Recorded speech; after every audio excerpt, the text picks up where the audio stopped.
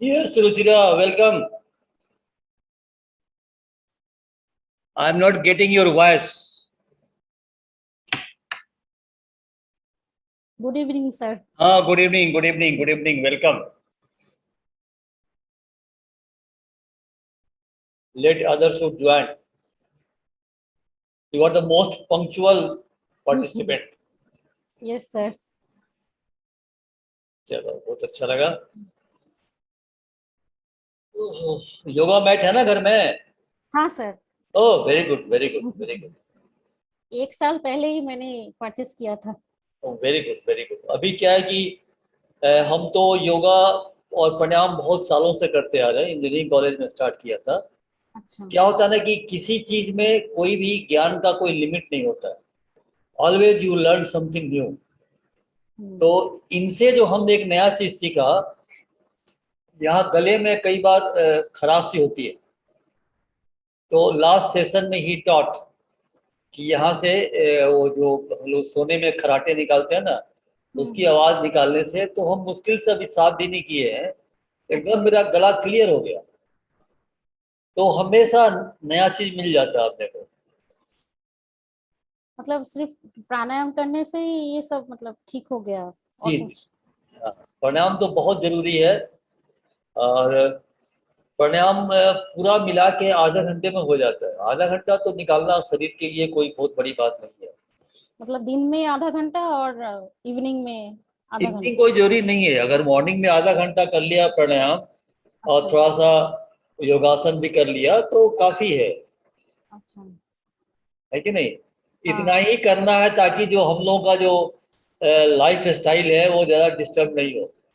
हम लोग लाइफ को एंजॉय भी करें और बॉडी को भी फिट रखें, हाँ, है कि वही। नहीं? अब योगी तो योगा। बनना नहीं है ना हम लोगों को, सन्यासी तो नहीं बनना है। हाँ? हाँ।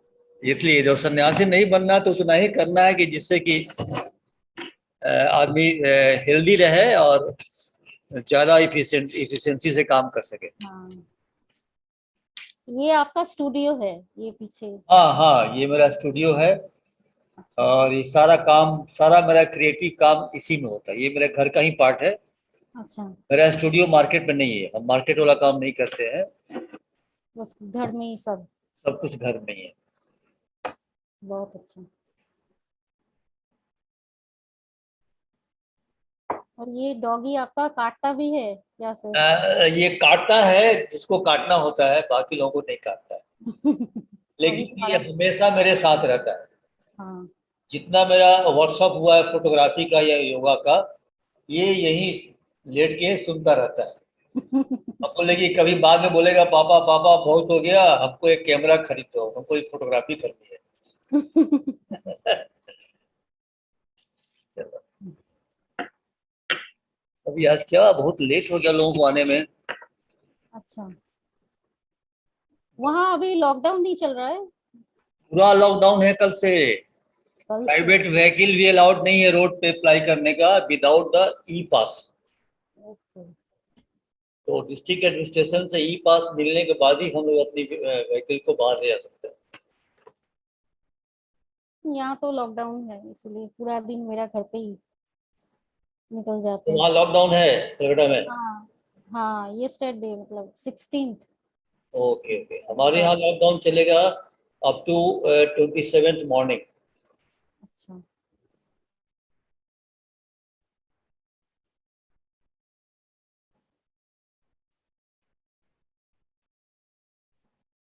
एक बार फोन कर ले। हाँ। टाइमली स्टार्ट होने से ना किसी का टाइम वेस्ट नहीं होता है।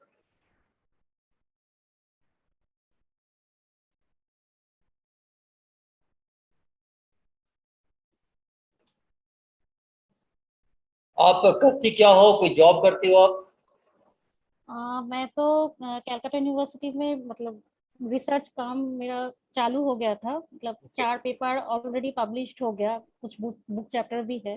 फिर अच्छा। मैं आईआईटी रुड़की चली गई थी। हाँ हाँ हाँ। वहाँ 1.5 ईयर मतलब मेरा जॉब था, विट्रियस के ऊपर मैंने काम किया। जी जी हाँ। फिर तो कोरोना की वजह से मतलब वहाँ से मैं चली आई। अभी तो कोई भी आईआईटी में कुछ रिसर्च काम नहीं हो रहा है। नहीं हो रहा है, नहीं हो रहा है। बस यहाँ थीसिस सबमिशन करके फिर देखती हूँ, अगर पोस्ट डॉक कहीं मिले तो ओके, अप्लाई वेरी कर गुड। दूंगी। चौहान या साहब, हरिओम। नमस्कार। हरिओम। मॉर्निंग। अंडोली, हाँ भेज दिए तुम्हारे, हाँ, अरे व्हाट्सएप भेज दिए।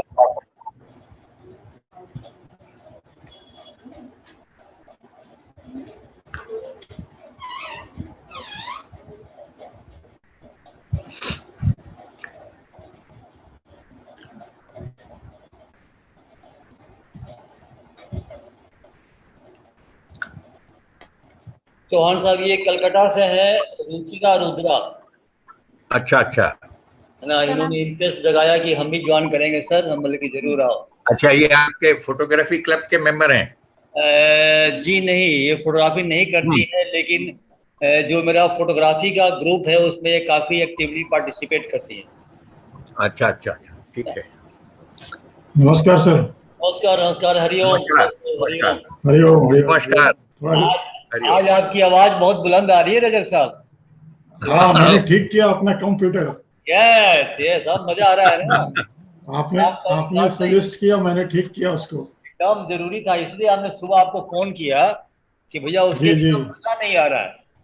अब क्या है हाँ, कि बिल्कुल एक बिल्कुल। भी पार्टिसिपेंट चुपचाप बैठा रहे, बोले नहीं सुने नहीं, तो फिर मजा क्या है। नहीं नहीं, मैं तो मुश्किल में था ना, हाँ। क्योंकि सपोर्ट नहीं मिल रहा था मुझे। आज आज बिल्कुल ठीक है, बिल्कुल। रुचिरा ये चलिए। हमारे मित्र हैं, रिटायर्ड डिप्टी डीजी थे ना, डिप्टी डीजी फ्रॉम हमारे डिपार्टमेंट से, गवर्नमेंट डिपार्टमेंट से। ये Ruchira hmm. Rudra from Calcutta. Hello sir. अच्छा अच्छा। Hello hello.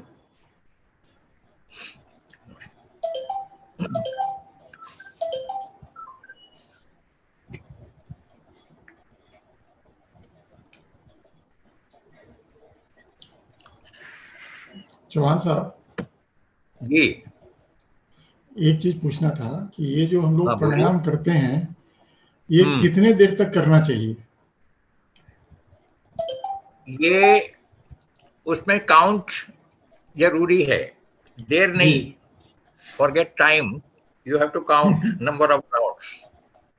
हम्म।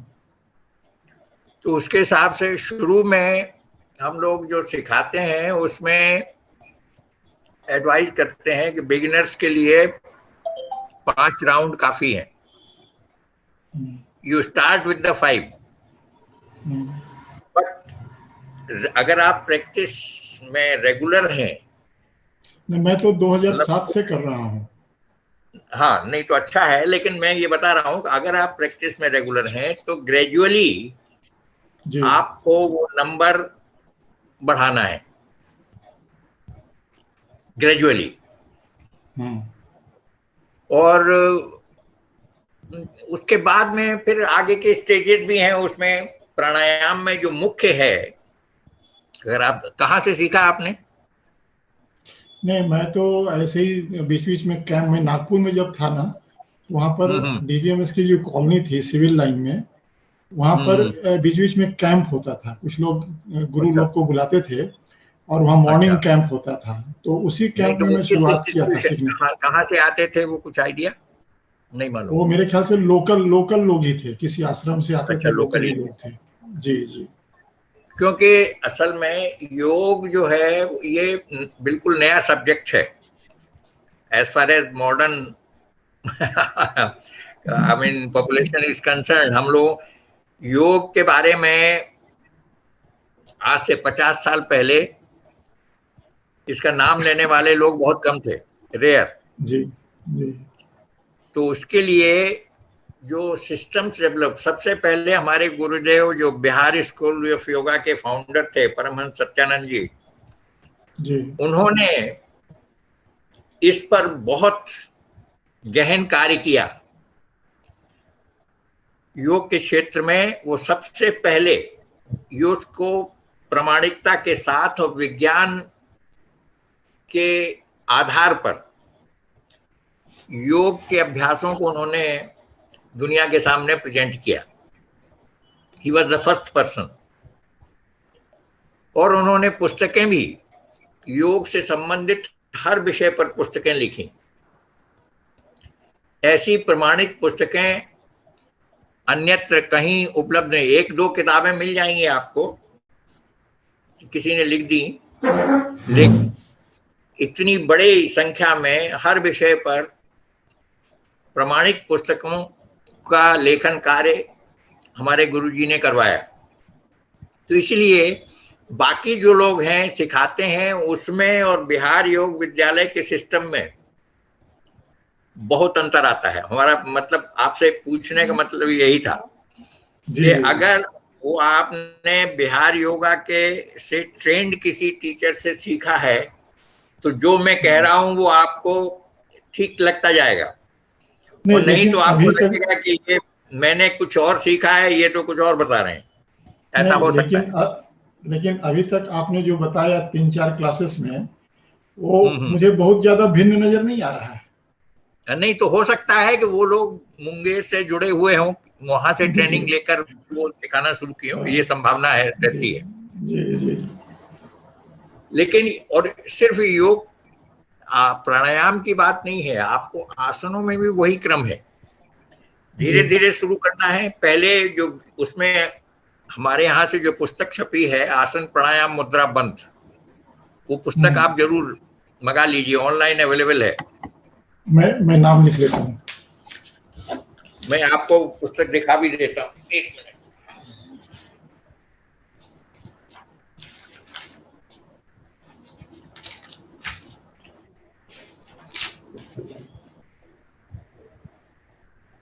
क्या है ना मुकेश साहब,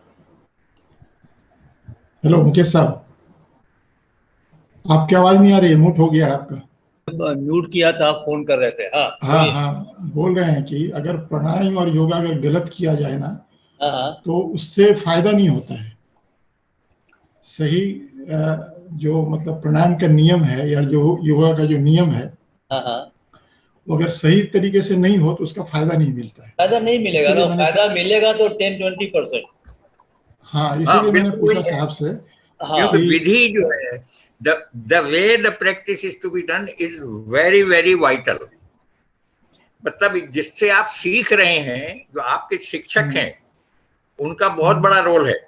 इसीलिए योगा हो चाहे फोटोग्राफी हो, गुरु होना बहुत जरूरी है।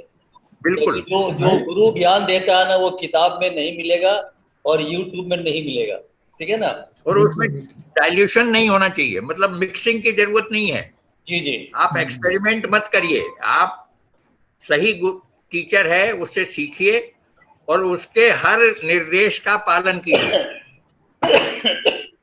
उसमें शॉर्टकट नहीं करना चाहिए,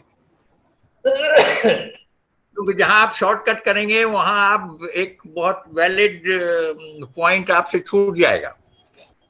तो इसलिए और ये एक और कंसेप्ट है कि ये जन्म भर की एक साधना है मनुष्य के लिए। आपने इसको अगर इसमें रुचि ली है तो इस रुचि को अंतिम श्वास तक आपको कायम रखना है, ये भी जरूरी है। और क्योंकि वो जरूरी का मतलब है कि वो आप देखेंगे कि अंतिम श्वास तक इसका लाभ आपको पूरी तरह मिल रहा है, ये आपको महसूस होगा। मतलब इसमें बहुत आर्गुमेंट करने की, डिस्कशन करने, वाद विवाद की कोई गुंजाइश नहीं है। If you do it properly you are going to derive the benefit. There is no, मतलब इसको इस स्टेट बिल्कुल सही बात करने की जरूरत नहीं। ऐसा है चौहान साहब, मेरे को ये पहले पुस्तक सिर दर्द, जी हाँ मैं लिख लेता हूँ नाम, आसन प्राणायाम मुद्रा बंध। मुद्रा बंध, ये हिंदी अंग्रेजी दोनों में उपलब्ध है और ये सबसे प्रामाणिक पुस्तक है पूरे विश्व में। जी, मुद्रा बंध, इस भाई स्वामी सत्यानंद सरस्वती, ये करीब 600 पेज इसकी किताब है। ये आसनों का करने का इसमें जो तरीका दिया गया है, कहाँ कहाँ किन चीजों का ध्यान रखना, मतलब सब कुछ इसमें बहुत ही बढ़िया ढंग से दिया है। फिर भी पुस्तक होने पर भी आपको टीचर से सीखना है, क्योंकि पुस्तक आपकी गलतियां नहीं बता पाएगा। जी पुस्तक जो है आप पढ़ के करेंगे, लेकिन पुस्तक आप जो गलती कर रहे हैं उसको करेक्शन नहीं कर सकती पुस्तक, उसके लिए टीचर जरूरी है। और वो सुविधा, ये जो ऑनलाइन हम क्लास ले रहे हैं, इसमें ये सुविधा हमारे पास नहीं है। हम आपकी गलतियों को माइन्यूटली ऑब्जर्व नहीं कर सकते हैं, क्योंकि ये इस सिस्टम में ये पॉसिबल नहीं है। उसके लिए 1-to-1 क्लास, मतलब face to face. Mister Banerjee भी आ गए हैं। हाँ दुलानी, अच्छा। शुरू होने वाला हाँ है। हाँ, ठीक है, देख लो। चलिए। ठीक है, करके जब मौका मिलेगा ज्वाइन करना। ठीक है, हाँ हाँ सर, चिंता मत करो। तुमको लिंक मिल गया ना, वो तो है ना। ठीक ठीक ठीक।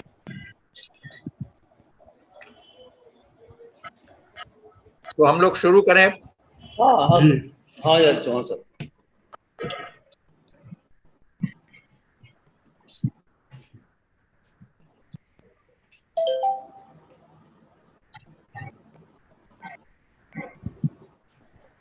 किसी भी सुविधाजनक आसन में पैर मोड़कर बैठ जाइए। अगर आप पद्मासन में बैठ सकें तो बहुत अच्छा, नहीं बैठ सकते हैं तो अर्ध पद्मासन, इसमें एक पैर के ऊपर दूसरा पैर रख दीजिए मोड़कर। अच्छा, दूसरे जहां आप बैठते हैं वहां कंबल नीचे होना चाहिए, cushion, sufficient cushion should be below you. और जमीन पर बैठकर ही आसन किए जाते हैं।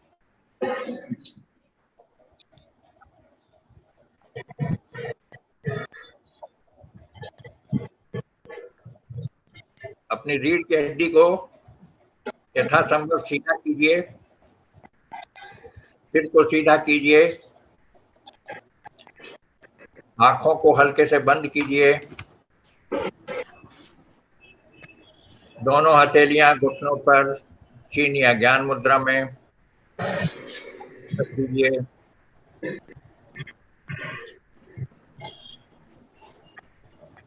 पूरा शरीर शिथिल, सीधा और शांत।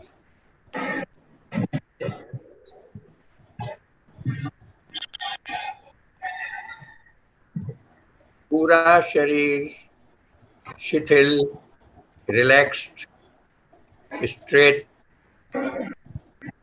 and no movements whatsoever.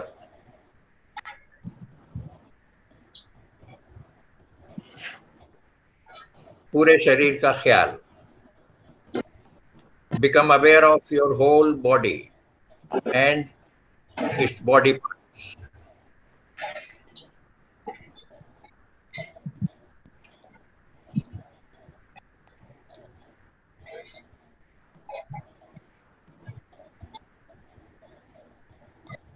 जल्दी से शरीर के सभी अंगों का ख्याल मन में कर लीजिए। सारी व्यवस्था एकदम सही है, कीजिए।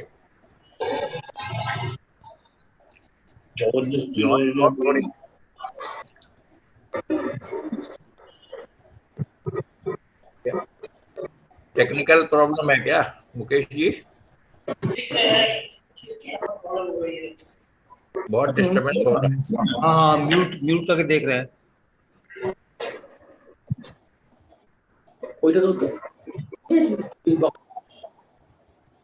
चलिए, हमने म्यूट कर दिया सबको, अब शुरू कीजिए।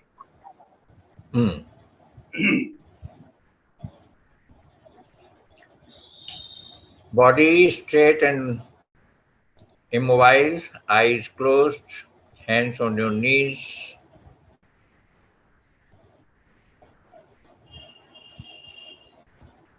Now shift your awareness from body to your normal spontaneous breathing process.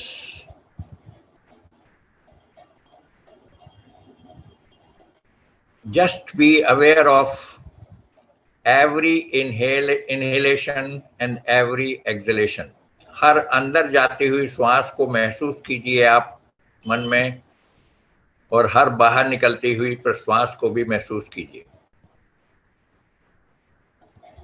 ये श्वास कहाँ से होकर कहाँ तक अंदर पहुंचती है, और जब आप श्वास छोड़ते हैं तो फिर किस तरह से ये प्रश्वास शरीर से बाहर निकलती है। इस पूरी प्रक्रिया को अपने मन में फिजिकली होते हुए देखने का प्रयास कीजिए। Become a witness to your normal spontaneous breathing pattern.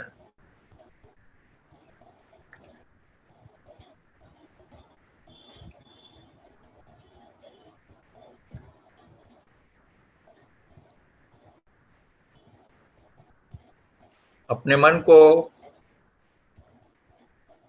श्वास के साथ पर्सनल सिक्योरिटी गार्ड के रूप में लगा दीजिए।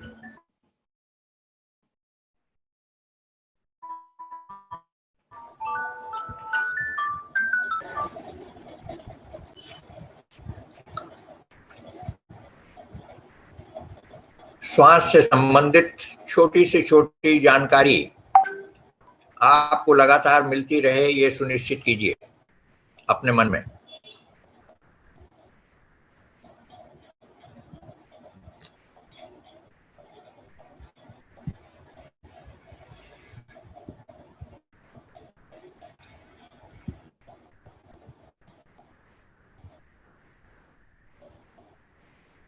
आप अनुभव करेंगे कि जब आप श्वास लेते हैं तो नाक के दोनों छेदों से जो हवा वातावरण में मौजूद है वो श्वास के रूप में नाक से शरीर में प्रवेश करती है। भ्रूमध्य तक दोनों भौं के बीच का स्थान है जहां महिलाएं बिंदी लगाती हैं, वहां तक ऊपर जाती है श्वास, और फिर गले और छाती से होती हुई नाभि के क्षेत्र तक श्वास अंदर पहुंचती है और आपका पेट थोड़ा फूलता है।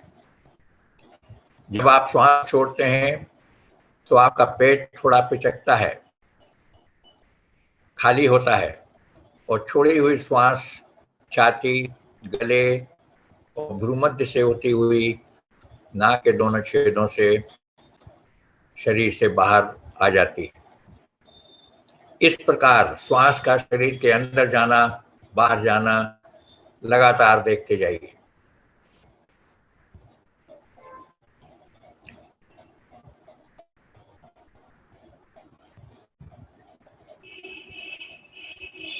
इस प्रक्रिया को,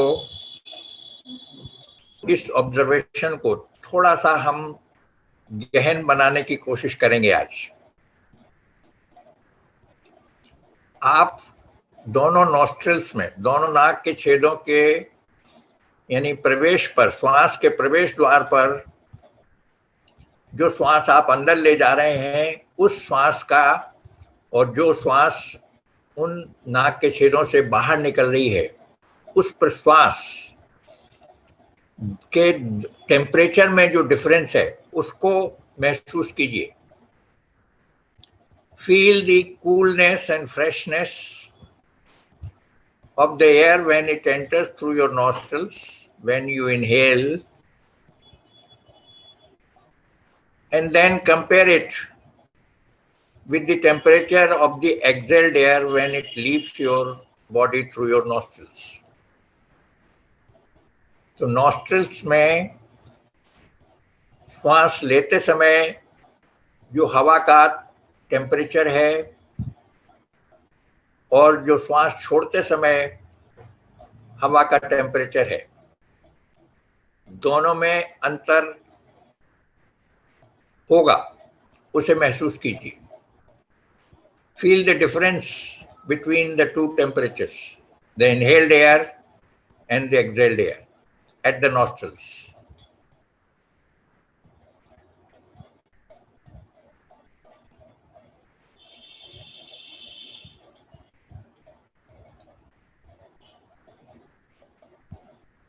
ये जो अभ्यास आप कर रहे हैं ये बहुत ही महत्वपूर्ण अभ्यास है। इसको हल्के में नहीं लेना है। You have to be pretty serious गंभीरता से प्रत्येक अभ्यास को करने की कोशिश, सभी निर्देशों का पालन करते हुए।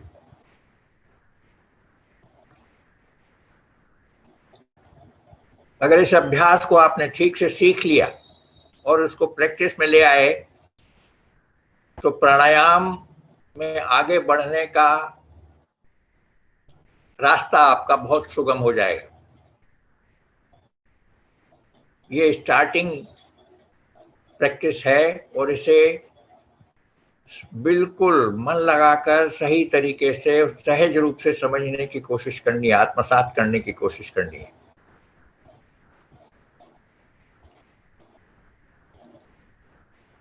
इसके साथ ही आप प्रेशर को भी फील करने की कोशिश कीजिए, डिफरेंस। इनहेल्ड एयर के समय आपके नॉस्ट्रिल्स में जो हवा का दबाव आप महसूस कर रहे हैं उसे महसूस कीजिए, और एक्सहेल्ड एयर का दबाव आपके नॉस्ट्रिल्स में, उसे भी महसूस कीजिए। और दोनों में डिफरेंस जो है उसे महसूस करने की कोशिश।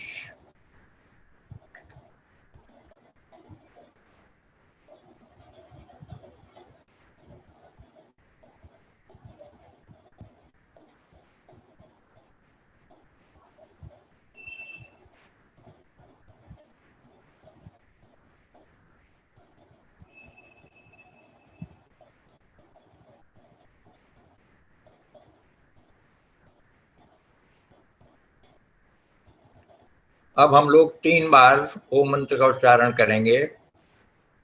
इसके लिए अपने मन को अब श्वास से हटाकर भ्रूमध्य में, दोनों भौं के बीच जहां माताएं बिंदी लगाती हैं उस स्थान पर अपने मन को केंद्रित कीजिए।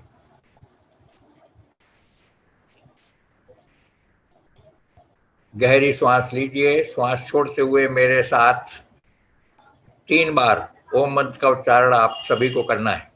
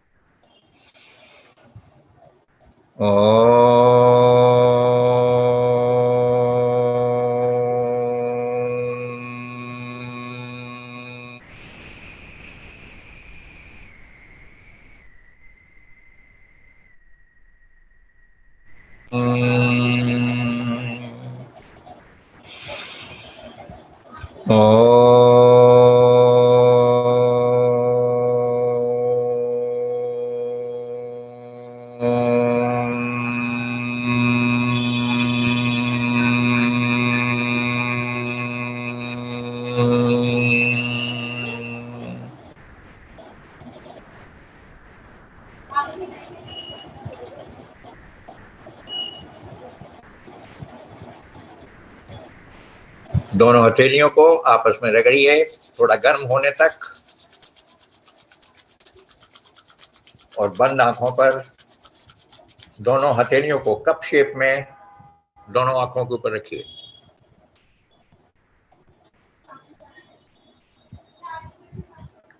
हथेलियों के अंदर ही धीरे से अपनी आंखों को खोल लीजिए।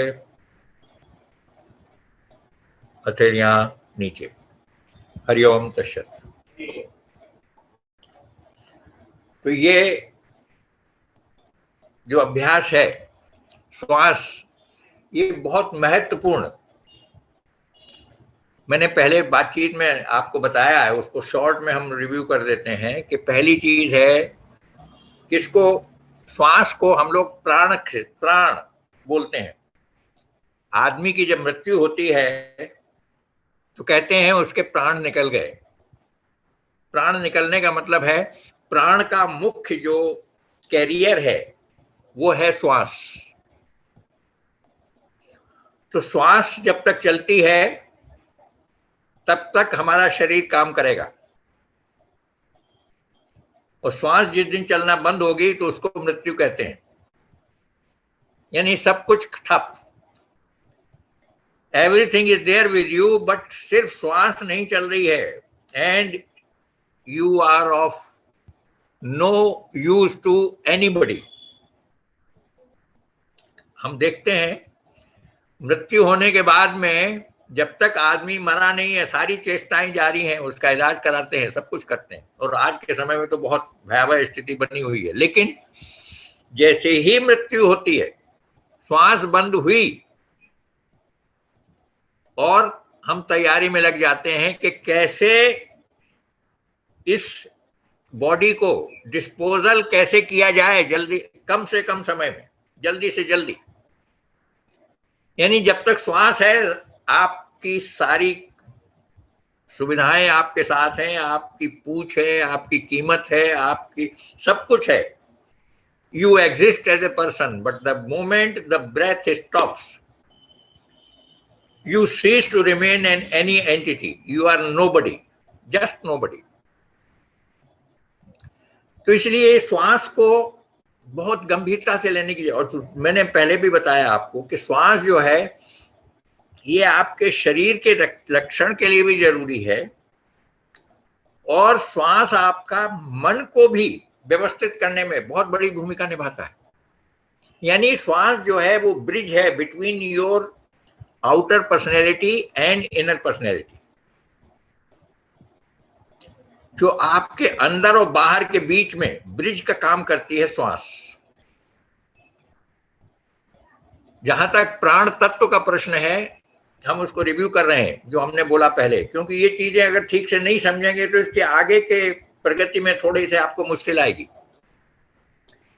तो प्राण के मुख्य वाहक मैंने कहा है श्वास है, कैरियर। श्वास के through that vital energy is generated with in your body so that all your body functions वो सुचारू रूप से सब काम करते रहें। लेकिन प्राण का दूसरा जो बहुत इंपॉर्टेंट जो कैरियर है वो है फूड। हम लोग दिन में नॉर्मली 3 बार नाश्ता और 2 खाना, इतना तो करते ही है। तो इसको जब हम करते हैं तो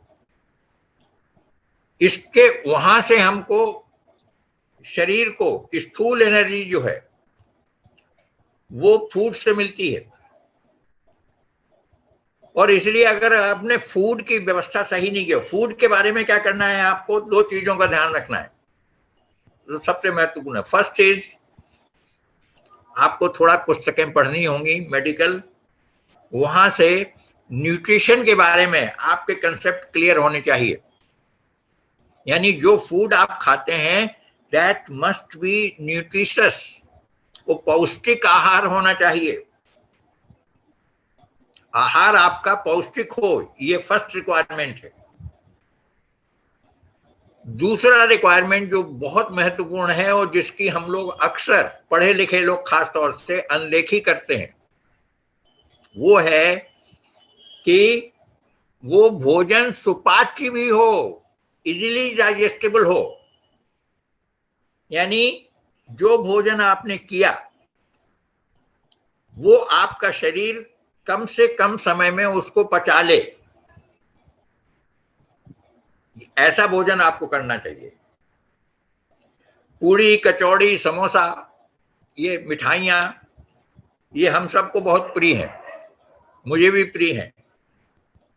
लेकिन आप विचार करके देखिए, पार्टी में जिस दिन आप जाते हैं, लेट नाइट पार्टी का खाना खा के आते हैं, लौट के आने के बाद आपकी क्या हालत होती है? आपको नींद आती है? आसानी से नहीं आती, क्योंकि एक तो भोजन स्वादिष्ट होता है पार्टी फूड, तो ओवर ईटिंग हो जाती, पेट में जगह नहीं है तो भी आप खा लेते हैं। और दूसरे वो खाना पचने में, नॉर्मल जो फूड हम खाते हैं, रोटी दाल सब्जी वगैरह जो है उसको खाते हैं, उसको बेसिक जो डाइजेस्टिव प्रोसेस है वो हमारे स्टमक में पूरी होती है।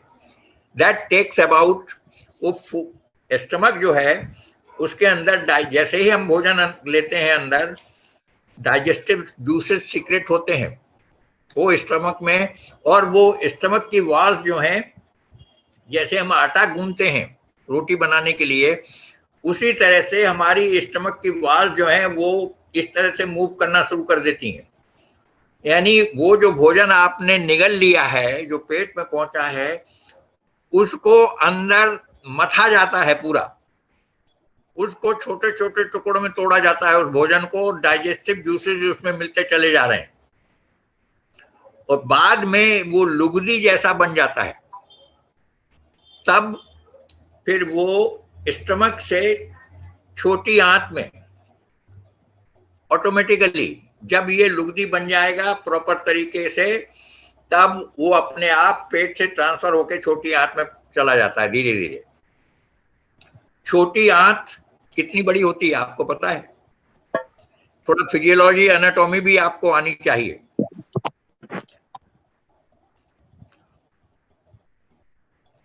नमस्कार। नमस्ते सर, हरिओम। हरिओम। तो फिजियोलॉजी एनाटॉमी, छोटी आंत जो है that is about 22 feet in length, और बहुत छोटी इसलिए कहते हैं कि वो डायमीटर उसका बहुत छोटा होता है। पूरे 22 फीट लेंथ में आप अंदाजा कीजिए, पेट हमारा इतना छोटा सा है, उसमें वैसे से पाइप आप जैसे मोड़ के रख देते हैं पानी लगाने वाला, ठीक इसी तरह से वो छोटी आंत, 22 फीट की छोटी आंत हमारे इतने से पेट में वो यूं यूं मुड़ी हुई पड़ी रहती है।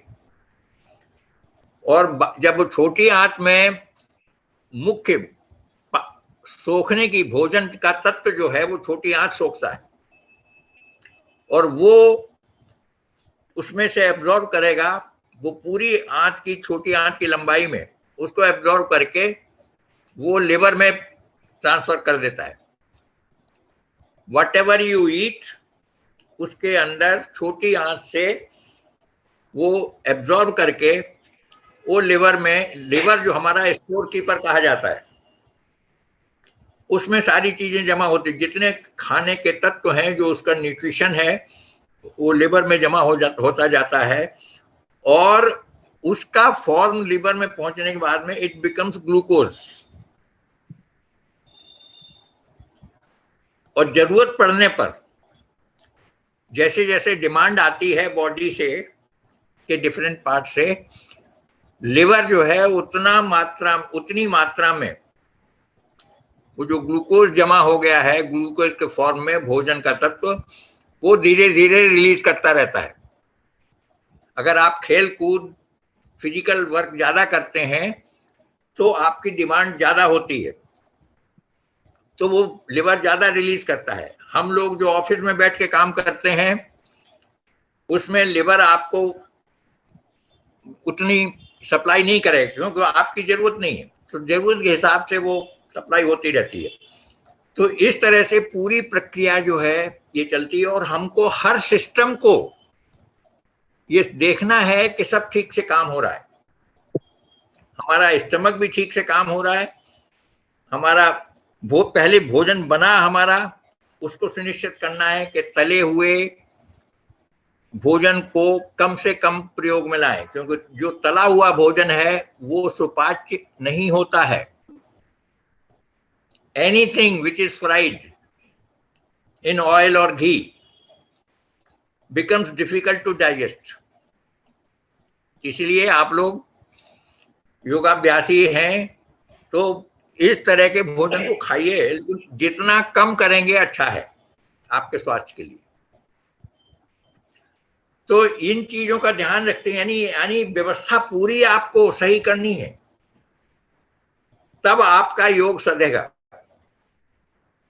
अगर आप चाहें कि हम सब कुछ करें, खुली छूट भी रहे हमको खाने पीने में और बाकी सोने जागने में भी।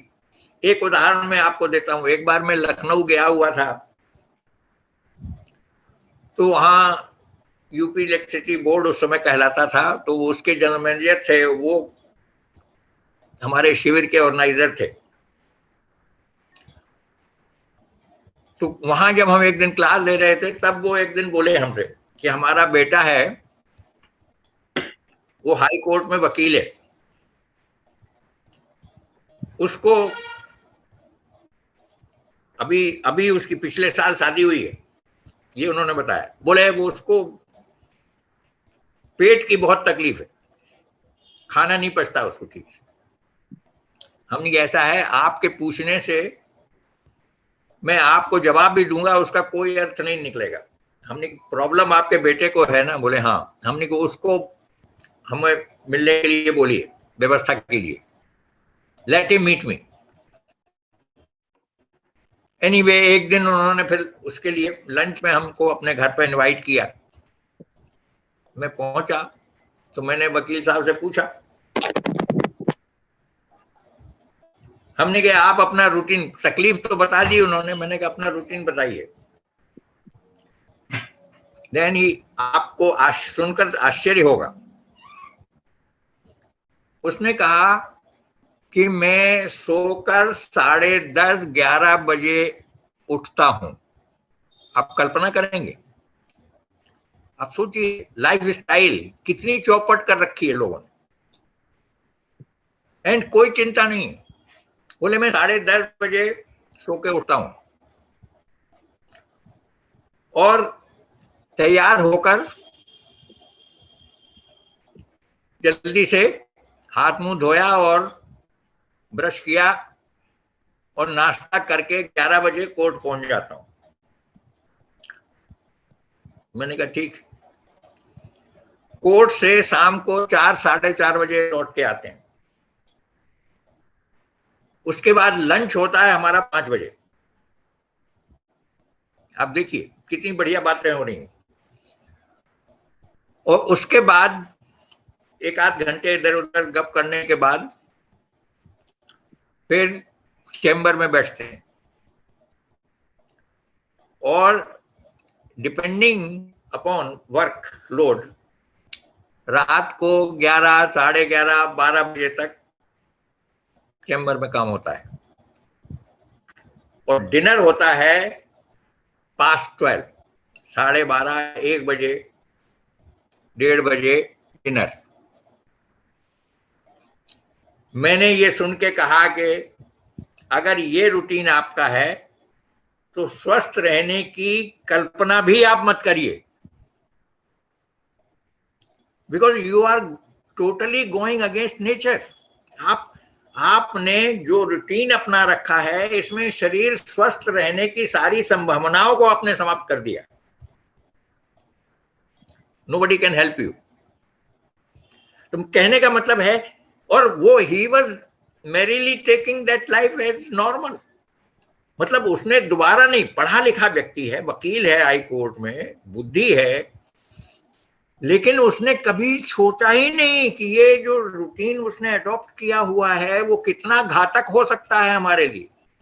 कोई विचार नहीं। उनके पिताजी जनरल मैनेजर हैं, पढ़े लिखे हैं, इतने बड़े पद पर पहुंचे, वो भी उसको अपने बेटे को कोई सलाह नहीं दे पा रहे, क्योंकि इन चीजों की इंपॉर्टेंस हमने सीखी नहीं। हमने हमारे यहाँ स्कूल कॉलेजेस में भी पढ़ाई में हमें ये नहीं सिखाया जाता है कि हम जिए कैसे, हम कैसे स्वस्थ रहें, हमारे रिश्ते परिवार में, पड़ोस में, हमारे समाज के साथ कैसे हों, इसके ऊपर कहीं जोर नहीं है। तो समस्याएं सिर्फ आपकी व्यवस्था सुधारने से भी काम नहीं चलेगा।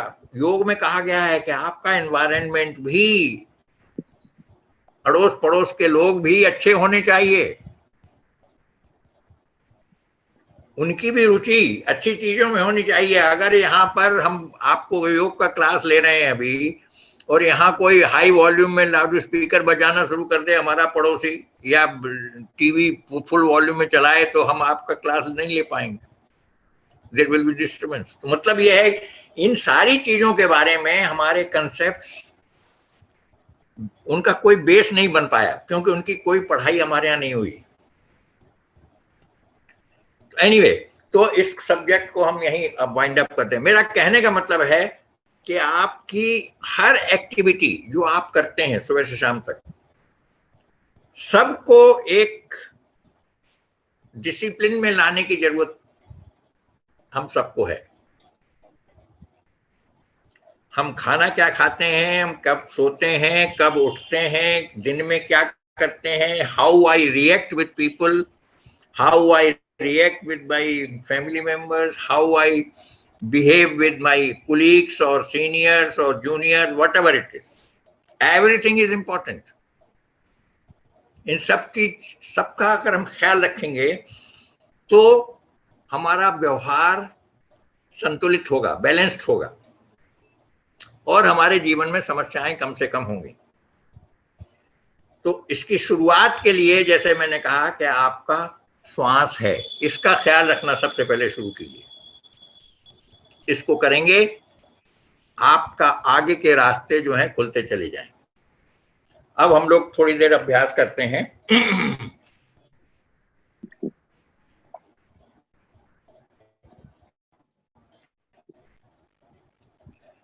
आपको मैंने नाड़ी शोधन प्राणायाम ऐसी भ्रामरी पहले करा देते हैं। तो भ्रामरी और ओम का उच्चारण में भी अभी ये डॉक्टर लोग सपोर्ट करना शुरू किए हैं इसको। मैंने 2-3 सीनियर डॉक्टर्स के वीडियो देखे, वो लोग अब योग सिखा रहे हैं। मतलब ये ऐसे वेलकम डेवलपमेंट जो आज तक कभी नहीं हुआ। पहले लोग इसके बारे में बात नहीं करते थे, लेकिन आप ये पैंडेमिक के समय में अब डॉक्टर लोग, बड़े बड़े डॉक्टर लोग जो हैं वो योग के अभ्यासों को प्रमोट करने में लगे हैं। तो उसमें उन्होंने कहा है कि भ्रामरी प्राणायाम और ओम का उच्चारण हम लोग जो नॉर्मली करते हैं 3 बार, वो प्रैक्टिस नहीं, it is a just a beginning. योगाभ्यास शुरू करने के पहले वो 3 बार की का एक कन्वेंशन है कि 3 बार ओम का उच्चारण करके तब शुरुआत करिए। लेकिन Om chanting itself is a practice. उसको आप 5 राउंड से शुरू करके 11 राउंड, 15 राउंड, 21 राउंड आप धीरे धीरे इसको, अच्छा प्रैक्टिस के बारे में, राउंड के बारे में जब मैंने पहले कहा, इसको ग्रेजुअल शुरू कीजिए 5 से और धीरे धीरे, if you are regular with the practice, धीरे धीरे उसका नंबर बढ़ाइए। लेकिन जितना बढ़ाइए उससे फिर कम मत कीजिए, मेंटेन इट। और जब वो मेंटेन हो जाए कुछ दिन तक, तब फिर कुछ नंबर बढ़ाइए। इस तरह से आप इसको, व्यवस्था को और आगे बढ़ा सकते हैं। तो ओम का उच्चारण भी normally 5, but you can easily take it up to 11 और 15 राउंड्स। उसमें जो अभी डॉक्टर लोगों का सजेशन है कि माँ, ओम में तुरंत ओ थोड़ी देर तक बोलिए, तुरंत माँ पर आ जाइए, यानी होठ बंद हो जाने चाहिए।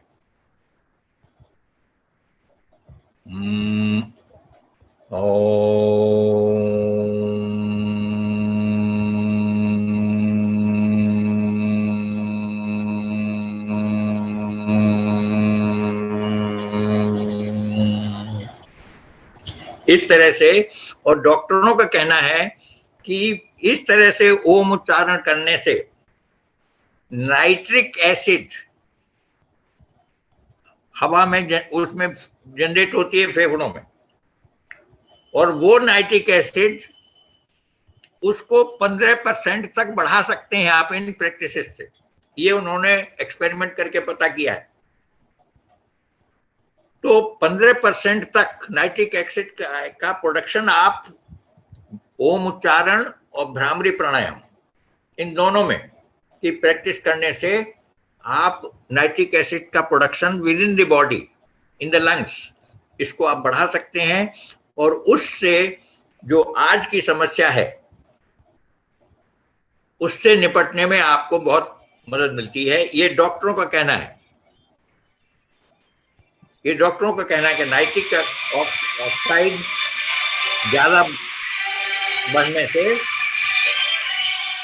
इन्फेक्शन, कोरोना का इन्फेक्शन को फेफड़ों में बढ़ने से ये रोकती है नाइट्रिक एसिड। तो आप ओम का उच्चारण 5 राउंड करके देखिए।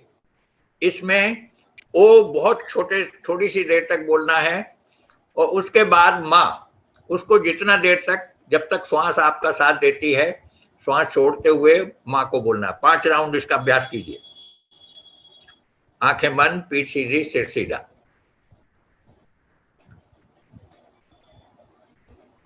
गहरी श्वास लीजिए, श्वास छोड़ते हुए कुछ सेकंड्स ओम, फिर मां।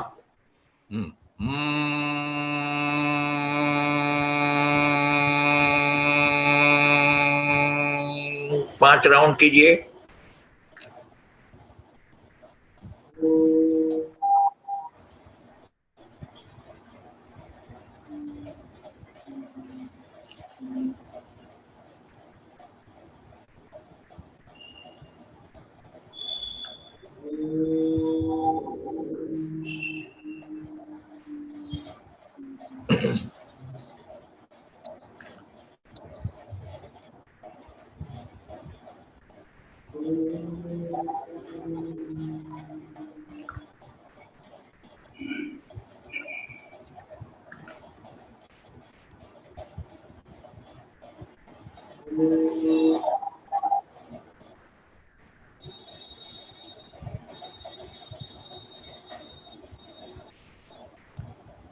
पांच राउंड पूरे हो जाएं तो आंखों को बंद रखिए, इसी तरह बैठे रहिए और फिर कान के दोनों छेदों को दोनों हाथों की उंगलियों से, दाएं हाथ की उंगली से दाएं कान के छेद को और बाएं हाथ की उंगली से बाएं कान के छेद को प्रभावी ढंग से ईयर होल को प्लग कर लीजिए, बंद कीजिए और फिर गहरी श्वास लीजिए, मुंह को बंद रखिए और श्वास छोड़ते हुए हमिंग साउंड, भंवरे की आवाज आपको 5 राउंड निकालनी है।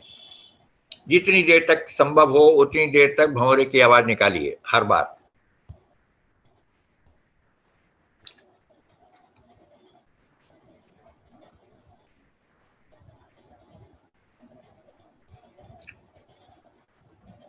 शुरू कीजिए।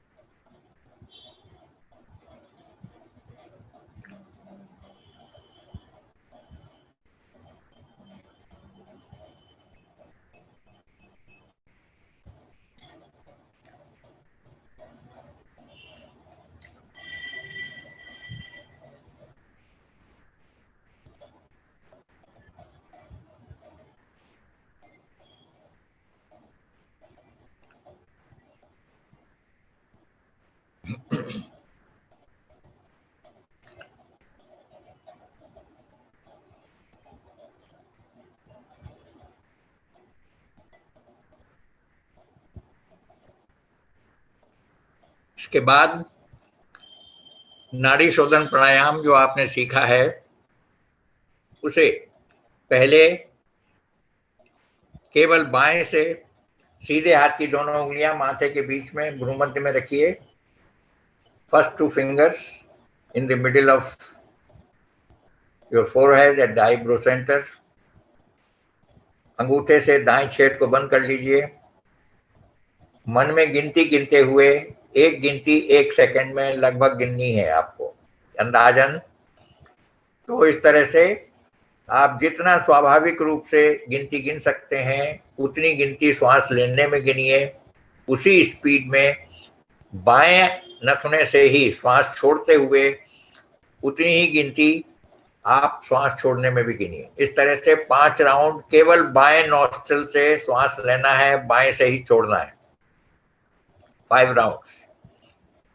ये ब्रीदिंग बिल्कुल स्पॉन्टेनियस और नेचुरल होनी चाहिए। आपको बिल्कुल ताकत नहीं लगानी है, आवाज नहीं आनी चाहिए। Breathing should be silent. 5 round बाएं से पूरा कीजिए, फिर बाएं छेद को रिंग फिंगर से बंद कर लीजिए और अंगूठे को दाएं नाक के छेद के ऊपर से ऊपर उठा लीजिए और फिर दाएं से इसी तरह से 5 राउंड अभ्यास कीजिए। गिनती के साथ 5-5 राउंड। जितनी गिनती श्वास लेने में गिनेंगे उतनी ही गिनती श्वास छोड़ने में गिनना है।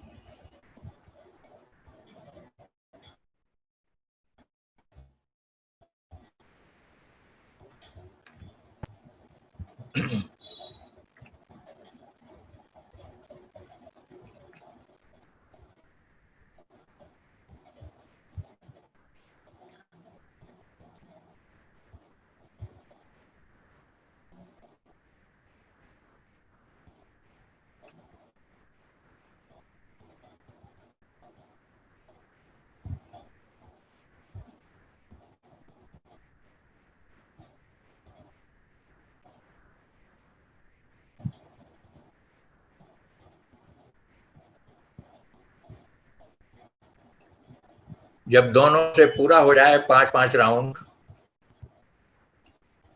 तो फिर अल्टरनेट नॉस्ट्रल ब्रीदिंग का अभ्यास शुरू कर दीजिए। यानी सीधे हाथ की दोनों उंगलियां भ्रू मध्य में बनाए रखिए, अंगूठे से दाएं छेद को बंद कीजिए, बायां छेद खुला रखकर मन में गिनती गिनते हुए बाएं से श्वास लीजिए, बाएं छेद को रिंग फिंगर से बंद कर लीजिए और फिर दाएं से छोड़ते हुए 5 राउंड। हाँ, इसको इस तरह से दाएं से छोड़िए, दाएं से लीजिए, बाएं से छोड़िए, ये हुआ 1 राउंड। इस तरह से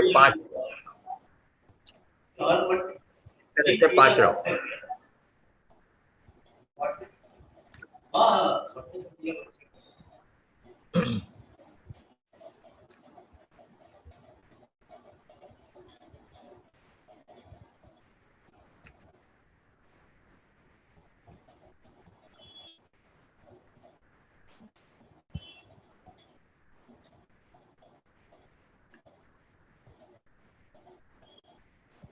नाड़ी शोधन प्राणायाम, जैसा नाम है इसका मतलब है प्यूरिफिकेशन ऑफ एनर्जी चैनल्स। शोधन मीन्स शुद्धिकरण,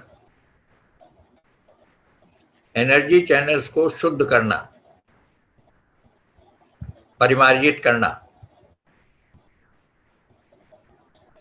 जैसे बर्तन हम राख से मल के चमकाते हैं, तब उनका प्रयोग करते हैं।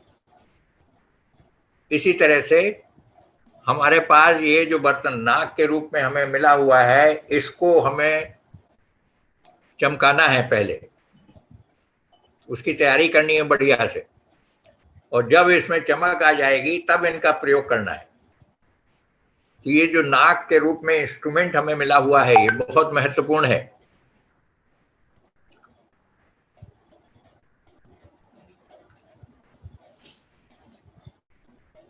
बाएं से श्वास लेना है, मन में गिनती गिनते हुए, उतनी ही गिनती गिनते हुए दाएं से छोड़ना है, फिर दाएं से लेना है और गिनती गिनते हुए, और उतनी ही गिनती गिनते हुए बाएं से छोड़ना है। ये 1 राउंड, इस तरह से कम 5 राउंड। श्वास बिल्कुल सहज रहनी चाहिए थ्रू आउट।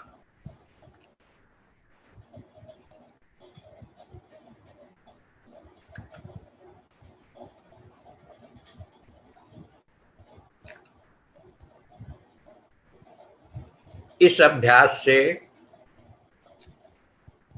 आपका प्राणायाम का जो लाभ है वो मिलना शुरू होने लगता है।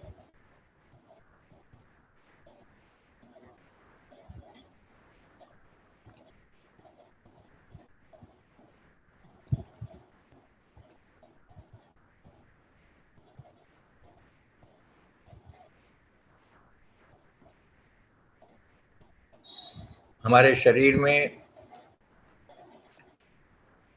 जो नर्वस सिस्टम है, नर्व का मतलब है through which energy travels in the body, उनको नर्व चैनल्स कहते हैं। तो उसके लिए 2 हिस्सों में डिवाइड किया गया है। एक है सिंपैथेटिक नर्वस सिस्टम, एक है parasympathetic nervous system. Sympathetic nervous system controls your physical movements और parasympathetic nervous system controls mental faculties. और दोनों में बैलेंस जब मेंटेन होता है, तब शरीर और मन आपके दोनों के अंदर जब संतुलन पैदा हो जाता है, तब आप बैलेंस स्टेट में आप एंटर करते हैं, तब आपका शरीर और मन दोनों संतुलित अवस्था में आते हैं, और वो आपके जो आउटपुट है, जिसे प्रोडक्टिविटी कहते हैं हम मैनेजमेंट टर्म्स में, वो इंप्रूव करती है। आपका आउटपुट बढ़ता है, क्वालिटी बढ़ती है उसकी, यू बिकम मोर एफिशिएंट जब दोनों में बैलेंस होगा। अदरवाइज एक फैकल्टी हमारी ज्यादा डोमिनेंट रहती है एक समय में और दूसरी फैकल्टी कमजोर रहती है।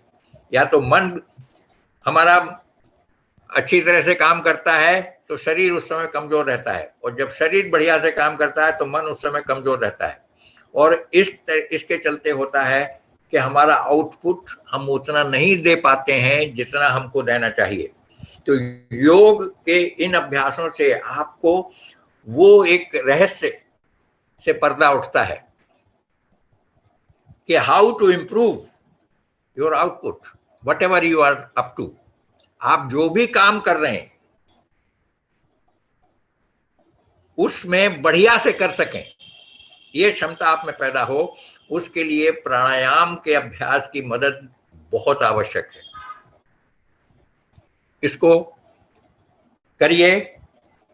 समय हो गया है। अगर आपके चलते चलते कुछ प्रश्न हो, जो कुछ कहा हमने, तो हम थोड़ा 5 मिनट चर्चा कर सकते हैं। जी हाँ जी। गुरुजी, अच्छा, एक और बात मैं कह दूं कि आपको अपने लंग्स पर, उनकी कैपेसिटी पर काम करना है, ये भी प्रायोरिटी एरिया है। You have to work on your lungs. Lungs का काम का मतलब है, हमने जो बीच में कराया था अभ्यास आपको, एब्डोमिनल ब्रीदिंग की प्रैक्टिस। जब जहां सुविधा हो शवासन में लेटकर, यानी पीठ के बल लेटकर आप गहरी श्वास लीजिए, पेट को जितना हो सकता है फुलाइए, और गहरी श्वास छोड़ते हुए पेट को पूरी तरह खाली करते हुए श्वास छोड़िए।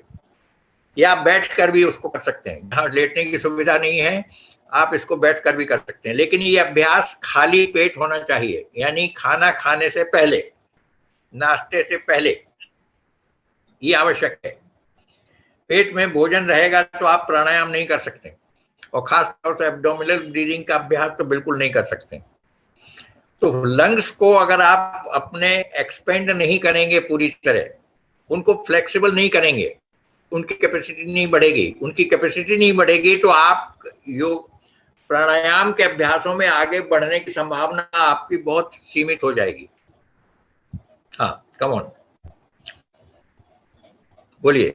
हाँ गुरुजी, आपने कहा कि सुबह मतलब एम्प्टी स्टोमक जब रहना चाहिए तभी ये करना चाहिए, तो सुबह तो मैं प्राणायाम, हाँ हाँ आसन का भी अभ्यास के लिए भी एम्प्टी स्टमक जरूरी है, लेकिन प्राणायाम के लिए बहुत जरूरी है।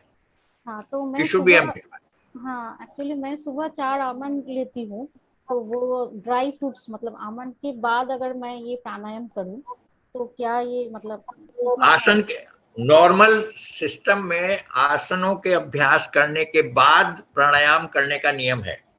अच्छा, पहले आसन करिए फिर प्राणायाम कीजिए, सीधे प्राणायाम नहीं करना है।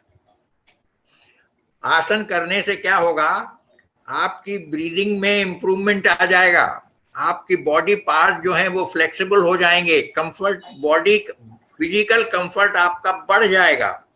उसके मतलब है क्या, प्राणायाम में लंबे समय तक शांत होकर बढ़िया से आप बैठकर प्राणायाम में अपना समय दे पाएंगे। और नहीं तो आपको कहीं यहाँ दर्द होगा तो कहीं इस जोड़ में दर्द होगा तो कहीं वहां, अगर आसन नहीं करेंगे तो प्राणायाम का अभ्यास आपसे हो नहीं पाएगा, आप शांत होकर बैठ ही नहीं पाएंगे, तो जब बैठ नहीं पाएंगे तो प्राणायाम नहीं होगा। तो इसलिए पहले आसन और फिर प्राणायाम। ये सर सुबह मैं के एक टाइम, चीज पूछ, हाँ बोलिए। आप फिर उसके उसके बाद ड्राई फ्रूट्स खाना चाहिए। जो और भी ये ड्राई फ्रूट्स खाती हो ना, वो आसन प्राणायाम के बाद खाना है। अच्छा, चाय भी नहीं पीना है उसके पहले। और जो भी उसके खाने बाद पीने है, की चीजें सब बात। चाय भी नहीं पीनी है सुबह में, है ना। मैक्सिमम आप नींबू पानी पी सकती हो, पहले आसन, फिर प्राणायाम, उसके बाद जो ड्राई फ्रूट्स खाना है, चाय पीनी है आराम से। अच्छा अच्छा। उसके पीछे कारण क्या है बता देता हूं। आपने चाय भी पी तो जैसे ही पेट में चाय पहुंचेगी डाइजेस्टिव जूसेस निकलना शुरू हो जाएंगे ऑटोमेटिकली, वो सारा सिस्टम अपने यहाँ से है, और यानी डाइजेस्टिव प्रोसेस आपकी ऑन हो जाएगी फॉर नथिंग, नो गेन आपकी। और इस प्रोसेस में भी एनर्जी कंज्यूम हो रही है आपकी। आपका जब डाइजेस्टिव प्रोसेस काम करना शुरू कर देगा, दैट मीन्स यू आर, शरीर की जो एनर्जी है वो डाइजेशन में लग गई, कुछ हिस्सा उसका लग गया, and with very little gain. यानी आप जो है, और उस समय प्राणायाम करेंगे एनर्जी के लिए, तो आप एक तरफ एनर्जी खर्च कर रहे हैं बिना मतलब, और दूसरी तरफ एनर्जी को जनरेट करने की कोशिश कर रहे हैं, तो दोनों कॉन्ट्रडिक्टरी अप्रोच हो जाती है। इसलिए योगाभ्यास करने के पहले पेट खाली रहे, उसमें खाना पीना कुछ पेट में मत डालिए। भोजन कर, प्राणायाम करने के 15-20 मिनट बाद आप नाश्ता कीजिए। और आपका ये जो बुक है वो ऑनलाइन, मतलब अगर मैं ऑर्डर ऑनलाइन अवेलेबल है, ऑनलाइन अवेलेबल है। कौन से? वैसे हमारा एक और चीज मैं बता दूं आपको, आप सब किताब तो मंगा ही लीजिए। हमारा एक ऐप है, बिहार योगा ऐप, ये आपको प्ले स्टोर में अवेलेबल है, आप उसको डाउनलोड कर दीजिए। हमारे पूरे संस्थान के बारे में, प्रैक्टिसेस के बारे में, बाकी और भी कुछ जानकारी, सब कुछ उसमें मिल जाएगी आपको। एक बार चौहान साहब, जो किताब आपका है ना वाला, बिहार स्कूल ऑफ योगा वाला, उसका थोड़ा कवर दिखा दीजिए। बस बस, रिकॉर्डिंग हो गया ये है ना। एक मिनट रुकिए आप, 1 मिनट। स्क्रीनशॉट भी हो गया, अब इजी हो जाएगा सबके लिए। ठीक है, ये हिंदी अंग्रेजी दोनों में है, और फॉर योर मुस्लिम फ्रेंड्स ये उर्दू में भी छपा है हमारे यहाँ से। जो आपके मित्र जो मुस्लिम अगर कोई होंगे, उनको बीच में एक सज्जन आए भी थे ना, हाँ, एक क्लास में आए थे, जी जी, हाँ। तो हाँ, तो अहमद उर्दू में भी अहमद उर्दू रसल थे, एडिशन, अहमद रसल थे बांग्लादेश के। हाँ जी, तो उर्दू में भी ये पुस्तक, इसका एडिशन छप चुका है, और भी भाषाओं में उपलब्ध है, लेकिन हिंदी अंग्रेजी मुख्य है। सर मैं ये पूछ रहा हूँ कि जब भी मैं अपने ब्रीदिंग पे कंसंट्रेट करता हूँ तो ड्राउनिंग बहुत होने लगता है, पाने उबासी बहुत आता है, तो क्या ये सही है कि नहीं, उबासी नहीं आनी चाहिए। ब्रीदिंग पर जब जैसे ही आप मन को लगाएंगे, आपका रिलैक्स्ड फीलिंग होनी चाहिए। हाँ, तो उबासी आने का नहीं, तो साथ में एनर्जी भी जनरेट हो, उससे relaxation is one thing, one aspect, but then जैसे ही ब्रीदिंग का आप ख्याल करते हैं तो एनर्जी जनरेशन बढ़ जाता है। आपके एनर्जी लेवल बॉडी में बढ़ना चाहिए, और एनर्जी लेवल बढ़ने पर उबासी नहीं आनी चाहिए। अच्छा, उबासी तो आती है जब एनर्जी डाउन होती है, तब आपको सुस्ती आती है। आप छोटे बच्चों को देखिए, आप ऑब्जर्व कीजिए, वो एनर्जी लेवल उनका चूंकि बहुत हाई रहता है, मजाल है, उनको सुलाना बहुत मुश्किल है। चौहान साहब, मेरे ख्याल से जो दूधानी का प्रॉब्लम है, अगर रात की नींद पूरी नहीं होगी तो उबासी कोई भी काम करेंगे तो आएगी। नहीं, तो ये तो अब मैं तो अभी लाइफस्टाइल की चर्चा में नहीं की। दूधानी वो करना, रात की नींद पूरी होनी बहुत जरूरी है, कम से कम 6 घंटे की। तो किसी भी काम करने में, चाहे योगासन हो, प्राणायाम हो, या जो भी हो, तो उबासी तो नहीं आनी चाहिए, बल्कि प्राणायाम करने के बाद तो उबासी आने का सवाल ही पैदा नहीं होता। सवाल ही नहीं आना चाहिए, नहीं आना चाहिए। कोई कारण नहीं है कि जिसके चलते उबासी आए। उबासी आने का मतलब है energy level is low. Clear? ठीक है ना।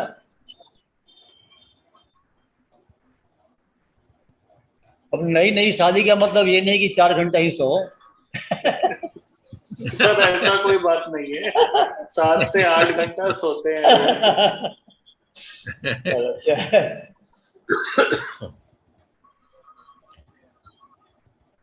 चलिए। ओवरऑल आपको अपनी पूरी रूटीन में बैलेंस लाने की कोशिश करनी है।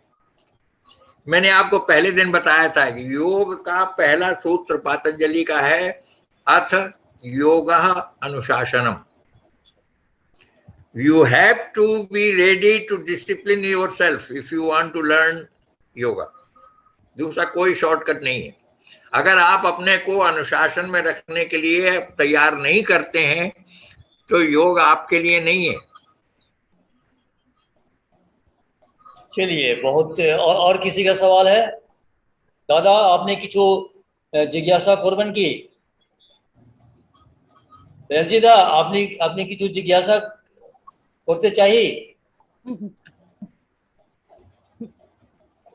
कहाँ चले गए रजक साहब? उनको रजक जी साहब, जी मैं सुन रहा हूँ।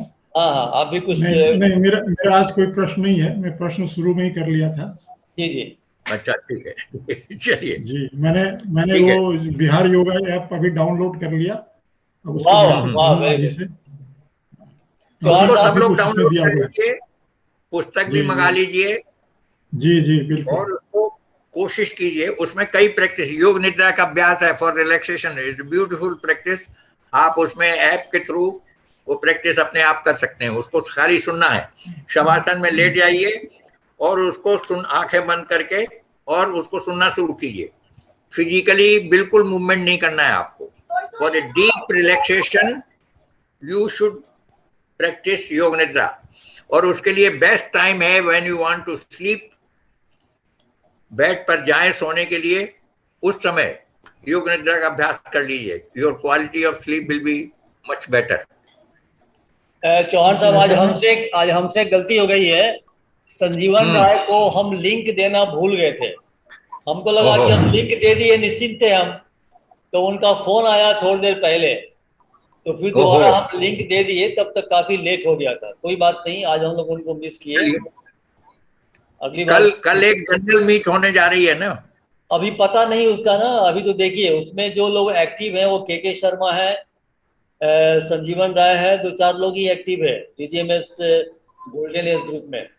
अगर सब लोग कम से कम 10 लोग तो हाँ करे, क्या रजक साहब? तब ना मजा जी, आएगा। अब मान लिया कि वही बिल्कुल। मुकेश, नारायण रजक, संजीवन राय, के शर्मा बैठ के वो चौहान साहब बैठ के हम लोग डिस्कस करें तो मजा नहीं है ना। इसमें तो 100 के आने की संभावना है। पार्टिसिपेशन अभी ज्यादा तो होने से एफर्ट्स जो लग रही हैं, हाँ जो आप समय दे रहे हैं, उनका यूटिलाइजेशन होना चाहिए ना। जी जी, वो अभी भी तो जरूरी